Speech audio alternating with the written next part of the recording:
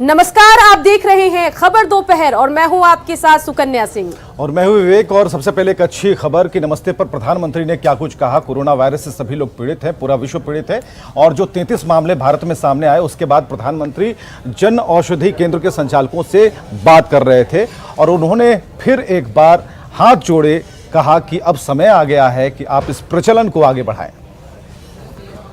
ऐसे समय में अफवाहें भी तेजी से फैलती हैं। कोई कहता है ये नहीं खाना है, वो नहीं करना है। कुछ लोग 4 नई चीजें लेकर के आ जाएंगे कि ये खाने से कोरोना वायरस से बचा जा सकता है, ढिकना करने से बचा जा सकता है। मेरी सभी देशवासियों प्रार्थना है, मेहरबानी करके इन अफवाहों से भी बचना है। आपको कुछ भी लगता है, जो भी करें अपने डॉक्टर की सलाह से ही करें। हम स्वयं डॉक्टर न बन जाए। और हां, पूरी दुनिया आजकल नमस्ते की आदत डाल रही है। अगर किसी कारण से हमने ये आदत छोड़ दी है तो हम भी हाथ मिलाने के बजाय इस आदत को फिर से डालने का भी मैं समझता ये उत्तम समय है। नमस्ते करके ही एक दूसरे को ग्रीट करना चाहिए। तो वीडियो कॉन्फ्रेंसिंग के जरिए प्रधानमंत्री नरेंद्र मोदी जन औषधि केंद्र से जुड़े थे, लेकिन इस दरमियान एक ऐसा भी वक्त आया जब ऐसा लगा कि पीएम भावुक हो गए हैं और बड़ी मुश्किल से उन्होंने अपने भावनाओं पर काबू पाया। बता दें कि उत्तराखंड के एक मरीज ने अपनी परेशानी बताई और कहा कि किस तरीके से जन औषधि केंद्र उसके लिए वरदान साबित हुआ, कैसे इससे उसकी मदद हुई। इस बारे में जब वो अपने विचार साझा कर रहा था, उस वक्त ऐसा लगा कि पीएम ने बड़ी मुश्किल से अपनी भावनाओं को कंट्रोल किया। मोदी जी, मैंने ईश्वर को तो नहीं देखा, लेकिन मैंने आपको ईश्वर के रूप में देखा है। आपको बहुत बहुत धन्यवाद।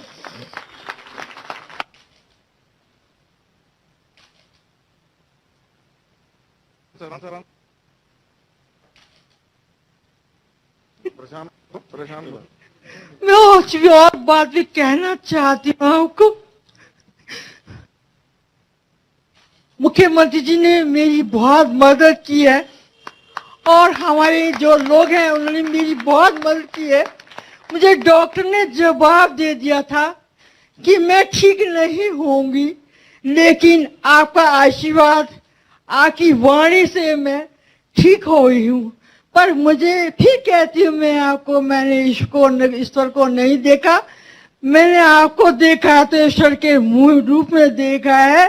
अब मैं थोड़ा थोड़ा बोलने भी लग गई हूँ और लोग मेरी मदद करते हैं।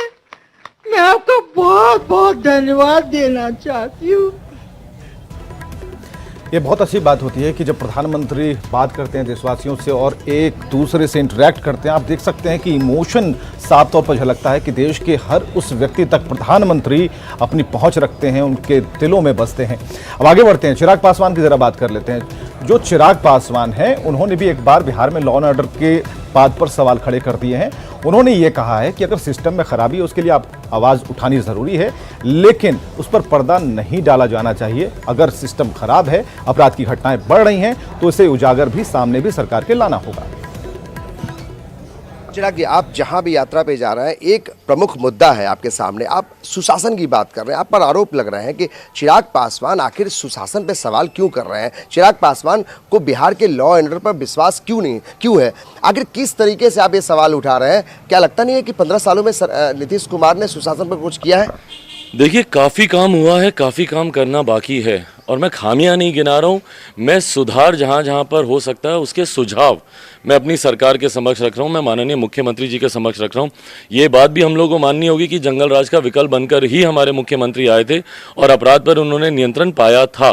पर हाल फिलहाल के दिनों में जिस तरीके से आपराधिक घटनाएं बढ़ी हैं, उसमें लोक जनशक्ति पार्टी का कार्यकर्ता हाथ पे हाथ धरकर तो नहीं बैठेगा ना। हम ही लोगों की जिम्मेदारी बनती है कि भैया हम सुझाव दें कि इन चीज़ों को आप कैसे बेहतर कर सकते हैं। अगर डायल 100 अगर अधिकांश जिलों में काम नहीं कर रहा है तो ये एक सुझाव है। इसको अगर सुधार लिया जाएगा तो अपराधियों के मन में खौफ होगा कि भैया किसी के भी ऊपर हमने अटैक किया, वो तुरंत 100 नंबर पर फ़ोन कर देगा। अभी क्या है कि जिसके जो पीड़ित होता है उसके पास कोई विकल्प भी नहीं है कि कहाँ फ़ोन करे। अगर आप दरोगा अभ्यर्थियों की दर्द को समझते हैं, आप नियोजित शिक्षकों के दर्द को समझते हैं, और वही सरकार में बैठे लोग उनको दरकिनार करते हैं। ये चिंता का विषय है कि क्यों, या तो वो गंभीरता को नहीं समझ पा रहे, टेक्निकलिटीज़ को नहीं समझ पा रहे। आज भी मेरी नियोजित शिक्षकों के संघ से उनसे आज मेरी मुलाकात हुई, उनके जो संयोजक हैं उनसे मेरी मुलाकात हुई। लंबे समय तक हम लोगों ने बैठ के लगभग 1-1.5 घंटा हम लोगों ने बैठकर मैंने पूरे विषय को समझा और उन्होंने मुझे क्रमबद्ध, ना सिर्फ उन्होंने मुझे अपनी मांगे दी, उन्होंने क्रमबद्ध तरीके से उन्होंने मुझे पूरा समझाया। हम लोग की मांग ये है कि आपने, माननीय मुख्यमंत्री जी कहते हैं कि इसमें से कई लोग अयोग्य हैं, तो कम से कम जो टीईटी के माध्यम से, जो कि एक लौता पैरामीटर है देश भर में शिक्षकों के चयन का, टीईटी के माध्यम से जो आए कम से कम उनको तो आप रखिए परमानेंट उस पर। चिराग जी, आप मानते हैं इस बात को कि चाहे वो टीईटी का मामला हो, शिक्षकों के नियोजित शिक्षकों का मामला हो, दरोगा अभ्यर्थियों का मामला हो, या फिर लॉ एंड ऑर्डर का मामला, ये ऐसे मामले हैं जिसको आप उठा रहे हैं, ये बेहद जरूरी है। 2020 के चुनाव में अगर आपको जीत हासिल करनी है तो इनमें सुधार लाने की बहुत जरूरत है। बिल्कुल, सिस्टम जब तक नहीं सुधरेगा प्रदेश हमारा विकसित कैसे होगा? सिस्टम को तो हम ही लोगों को सुधारना होगा ना। सिस्टम जब तक नहीं सुधरेगा तो प्रदेश हम लोग अपने ही लोगों के निशाने पे आप आ गए। अपने लोगों के निशाने पे क्यों? मैं बार बार नाराज है बोल रहा हूं, नहीं क्यों नाराज हैं भैया? अगर मैं कहीं ना कहीं, मैं सरकार कहां पर सुधार कर सकती है जिसके लिए कि हो सकता है कि शायद जनता सवाल। देखिए अमित जी, हकीकत यह है कि मैं सिर्फ एक ब्रिज बनने का प्रयास कर रहा हूं। तो बिल्कुल चिराग पासवान ब्रिज बनने का कोशिश कर रहे हैं, लेकिन इन सब के बीच विवेक, आजकल जो चिराग पासवान बयान दे रहे हैं वो आरजेडी और कांग्रेस को तो पसंद आ रहा है, लेकिन जेडीयू ने सलाह दी है कि गठबंधन धर्म का पालन करें। कि जो बात लगातार नेता प्रतिपक्ष और तमाम हमारे दल के लोग और कार्यकर्ता गली मोहल्लों में, जिला कार्यालयों पे, प्रखंड कार्यालयों पर जुलूस, धरना, प्रदर्शन के माध्यम से जो संदेश दे रहे थे, आज वो संदेश, उसकी तस्दीक चिराग जी भी कर रहे हैं। चिराग पासवान ने बिल्कुल सही बात कही है। ये बात विपक्ष के तरफ से तो लगातार उठाई जा रहा है कि बिहार में अपराधियों का मनोबल बढ़ा हुआ है और कानून व्यवस्था ध्वस्त हो चुका है। अब नीतीश जी के जो गठबंधन में सहयोगी दल के नेता हैं, उन्होंने भी ये कहना आरंभ किया है, तो यह हमारे उन आरोपों की पुष्टि करता है जो हम लोग लगातार बोल रहे हैं कि बिहार में कानून का राज नहीं है। मैं समझता हूं कि कोई भी गठबंधन में जो पार्टियां हैं उनको पूरी तरह से समीक्षा करना चाहिए और समीक्षा के उपरांत कोई बात कहनी चाहिए। और निश्चित रूप से कोई बात है तो इस मामले को मिल बैठ करके हल करना चाहिए, गठबंधन धर्म का पालन करना चाहिए। और चलिए, इसके बाद जो आपने देखा कि जिस तरह से बिहार में शिक्षकों हड़ताल पर जा रहे हैं और हड़ताल कर रहे हैं, और फरवरी महीने से हड़ताल जारी है, तो विरोध का नया नया तरीका भी सामने आ रहा है। और ऐसे में जो विजिट डॉक्यूमेंट है, जो तेजस्वी ने कहा है, और उसके बाद सबने अपनी उस पड़ताल के माध्यम से ये कहने की कोशिश की कि शिक्षकों के साथ बहुत बुरा हो रहा है, तो चिराग पासवान के और भी करीब आते हैं, विजन डॉक्यूमेंट के करीब आते हैं। और चिराग पासवान ने साफ कर दिया है कि आने वाले दिनों में और भी उनकी समस्याओं को सुनने के लिए एक अलग से उनकी सूची तैयार हो रही है, जिसमें शिक्षकों की जो मांग है, शिक्षकों की जो समस्याएं हैं, उसे वो गंभीरता से लेंगे।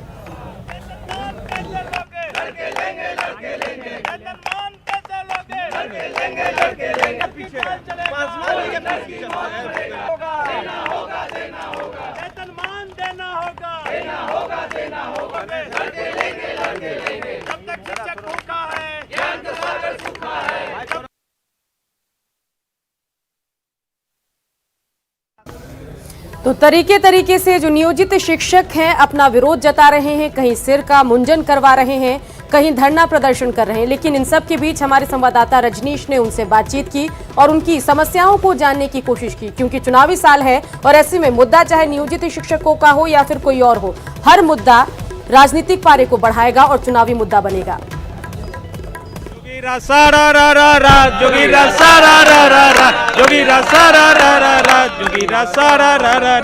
नीतीश तेरे राज्य में होवे काम अजीब, मृतक जांचे कॉपी ऑपरेशन करे मरीज। जोगीरा सारा रा रा रा, जोगीरा सारा रा रा रा, सारा रा रा रा, जोगीरा सारा रा रा रा। कैसे कैसे खेल खेलते विपक्षी शिक्षक संघ, सत्ता में जब रहते हैं तो मुंह रहता है बंद। जोगीरा सारा रा रा रा, जोगीरा सारा रा रा रा, जोगीरा सारा रा रा रा, जोगीरा सारा रा रा रा। मंगरू कहे नीतीश से सुनला भैया हाल, मंगरू कहे नीतीश से सुनला भैया हाल, शिक्षक से टकराने से रघुवर हुए बेहाल। जोगीरा सारा रा रा रा, जोगीरा सारा रा रा रा, जोगीरा सारा रा रा रा, सारा रा रा रा, जोगीरा सारा रा रा रा, सारा रा रा रा, जोगीरा सारा रा रा रा, सारा रा रा रा। अरविंद ने सम्मान दिया, मिला सिसोदिया साथ, आकर शिक्षक से दोस्ती तो फिर से केजरीवाल। जोगीरा सारा रा रा रा, जोगीरा सारा रा रा रा, जोगीरा सारा रा रा रा, जोगीरा सारा रा रा रा, जोगीरा सारा रा रा रा। बिहार करे उन्नति तो हमें भी है अभिमान, पर एक ऐसी उन्नति है जहाँ शिक्षक मांगे भीख। जोगीरा सारा रा रा रा, जोगीरा सारा रा रा रा, जोगीरा सारा रा रा रा, जोगीरा सारा रा रा रा। खुद का वेतन मेज ठोक कर लेते बारंबार, खुद का वेतन मेज ठोक कर लेते बारंबार, शिक्षक की जब बारी आती करते पानी की बौछार। जोगीरा सारा रा रा रा, जोगीरा सारा रा रा रा, जोगीरा। चलिए, जोगीरा नहीं बल्कि सरकार गिरा देने की चेतावनी भी है कि जो झारखंड में रघुवर दास की सरकार के साथ शिक्षकों ने किया, हो सकता है आपके साथ भी वही हो जाए, क्योंकि इलेक्शन करीब हैं। ऐसे में कई अलग अलग आयाम देखने को मिल रहे हैं। कहीं जोगीरा गाया जा रहा है और कहीं ऐसे ऐसे शब्दों का प्रयोग किया जा रहा है जहां होली के बोल तो हैं लेकिन शब्दों की जगह थोड़े बदलाव किए गए हैं। जैसे होली में जोगीरा की जगह नीतीश कुमार का स्थान दिया गया है।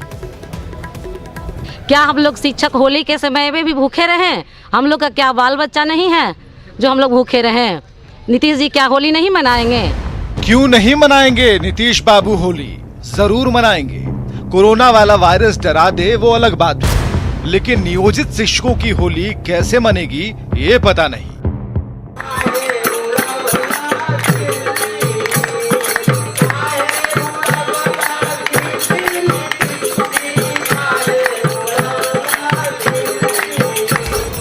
फगुनाहट की धुन नहीं बदली, शब्द बदले हुए हैं। रामलला और शंकर पार्वती की जगह नीतीश कुमार का नाम है। मतलब समझ गए होंगे आप।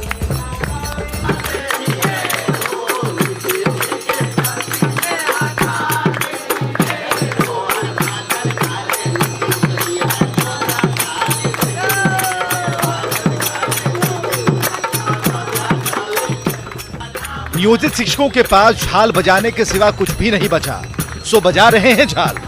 सिर मुंडन से लेकर जल समाधि भी ले ली, लेकिन सरकार ने सरोकार का एक इशारा भी नहीं किया। आज हम लोग यहाँ एक तरीके से फीकी होली खेल रहे हैं सर, चूंकि पैसा नहीं मिला, सब लोग भूखे हैं और हम लोग भूखे स्थिति में बस नीतीश जी को मैसेज दे रहे हैं कि जब तक शिक्षक भूखा है ज्ञान का सागर सूखा है। झुनझुना थमा देने वाले गीत में भी नीतीश है, सुशासन के पोल खुलल में भी नीतीश है।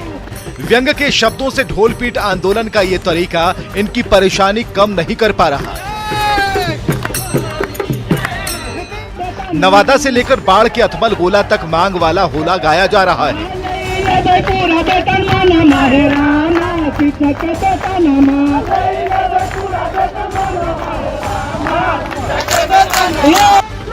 फागुन की सूखी हवाओं के बीच इनकी मांग भीग चुके उन पन्नों की तरह है जिस पर नीले और काले रंग की रोशनाई से कुछ लिखा था। अब तो चुनावों में हारने का श्राप भी दे रहे हैं। अब अंत हो गया सर, आज अब 2 दिन बचा है तो समझिए कि क्या हम लोग के मन में होता होगा, जो भगवा के गीत के माध्यम से इसलिए हम लोग व्यक्त कर रहे हैं अपने बात को, ताकि सरकार सुने।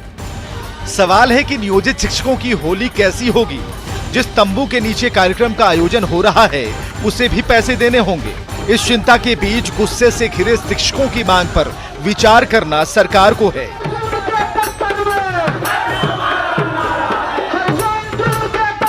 नवादा से अनिल विशाल के साथ बाढ़ से अनिरुद्ध, न्यूज़ 18।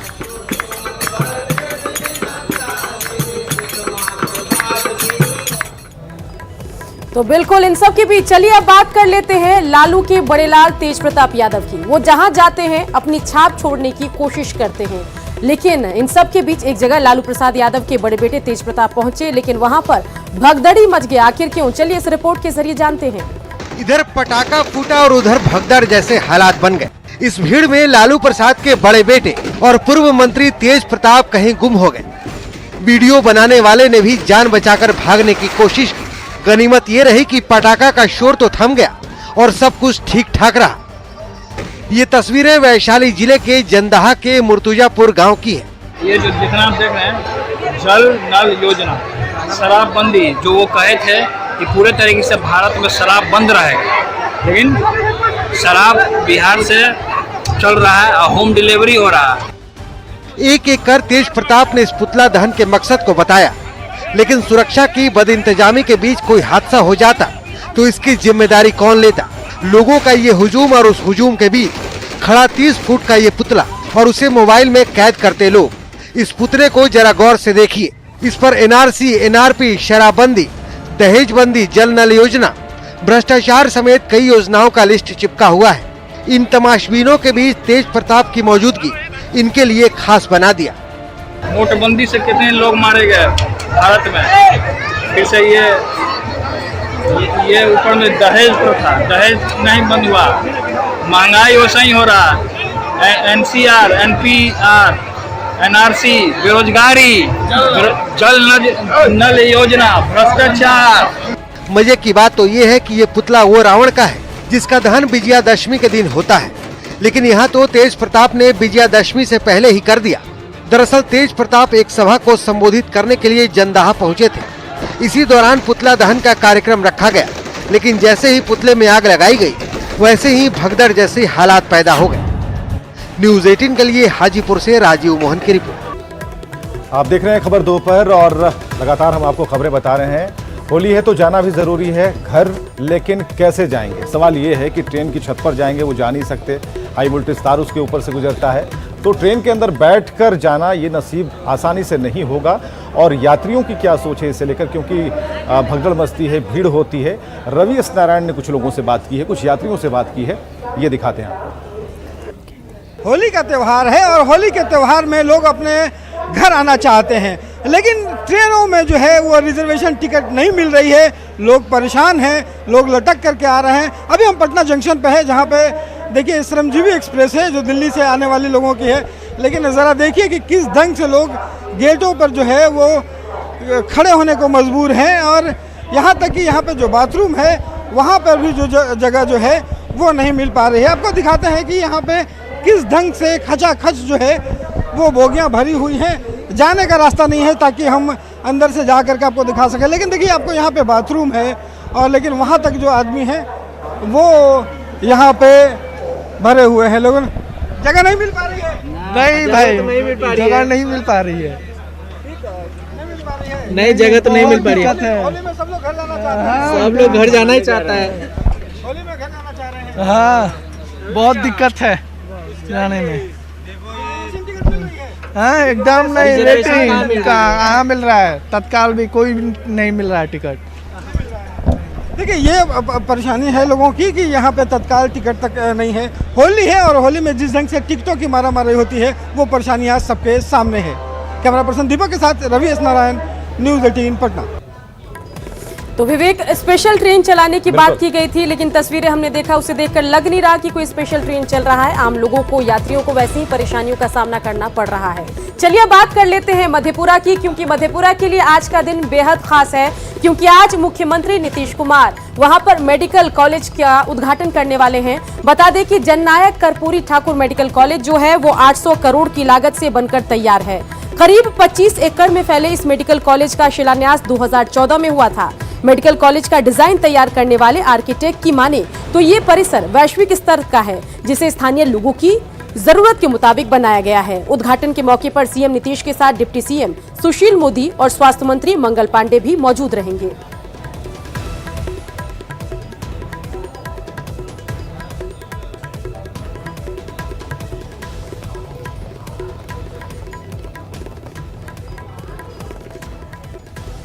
चलिए, इसी तरह खबरें लगातार जारी हैं। आप बने रहिए न्यूज़ 18 बिहार झारखंड के साथ।